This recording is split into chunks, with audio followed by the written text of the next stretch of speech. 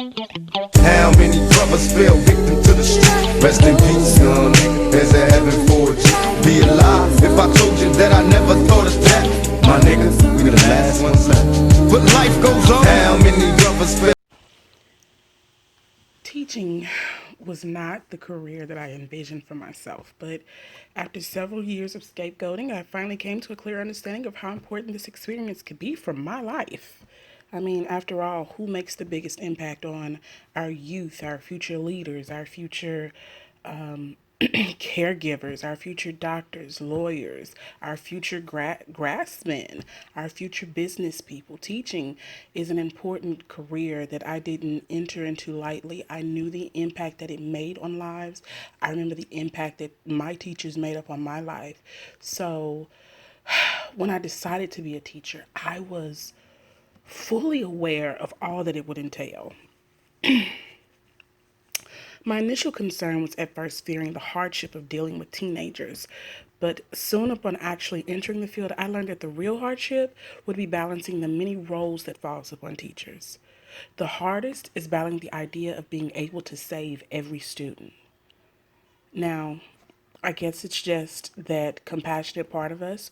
We feel it's our duty to do our best for each of our students. However, there's that soft reality, that unspoken truth, that there will be more than just a few who will slip through the cracks, who will have to face life, who will have to learn life's lessons through the act of living them, as opposed to learning those lessons through listening. On Monday, October 31st, I received word that one of my students was killed in a small police chase. He was only 17 years old. Now, granted, he wasn't one of the better students, but he had much personality. On many an occasion, I found myself counseling and fussing with this young man about his antics. He never gave me a hard time in class, but this was merely the case for me, not for every teacher. On many occasions, I had a teacher come and say, whew, he came and cursed me out today. Oh, he's out because he cursed me out, called me this, called me that. On one particular occasion, I remember he was on the phone, which he should not have been, in the hallway. And he called his grandmother for something. And she apparently did what grandmothers do, fussed at him for things. And as he spoke to his grandmother, he called her a bitch and he called her some other harsh things. And when he got off the phone, he was still really angry. And I talked to him. I said, what's going on? Who are you on the phone with? And he told me it was his grandmother. And I said, you were on the phone talking to your grandmother like that? And he was like, yeah, man, she made me mad. And I remember telling him, I said, you don't know how many years you or your grandmother have left. Is that really the conversation that you want for either of you remember having if you all were to die tomorrow? Either of you. And he looked down and he looked at me and he said, no, I wouldn't. And I said, you need to be mindful of that because life is too short. You see your classmates are dropping off very quickly, and they are not just dropping off to sit at home. Unfortunately, it's to lie in graves.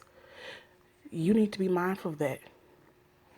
When I heard that this particular former student was killed, that conversation popped into my mind.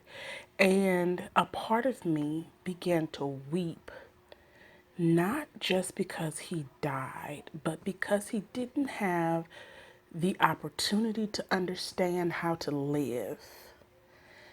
I found myself becoming very frustrated with that idea because, as a mother outside of the classroom, of course, quite naturally, some of my mothering habits would transfer over into the classroom.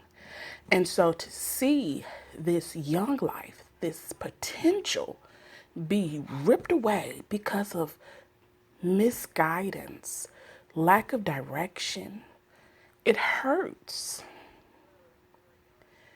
What hurts worse is the idea that there really isn't an alternative that I can offer him or that anyone is attempting to offer him at this time. He comes from a home where he was living a fast life and no one was slowing him down. And I am not saying that to berate his family, his mother. It's a truth.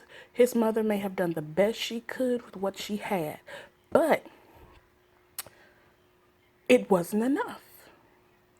What I gave him in class, the many times I've spoken with him in just a few short months, the many times that we had to really impart some wisdom on him just weren't enough. And the truth is, I've lost 4 students in 4 years at a school, and out of the four, one is in prison and will probably spend the rest of his young life there for a dumb decision because he lacked guidance. What they see in our neighborhoods is truly, I don't know. I can't even speak it at this time.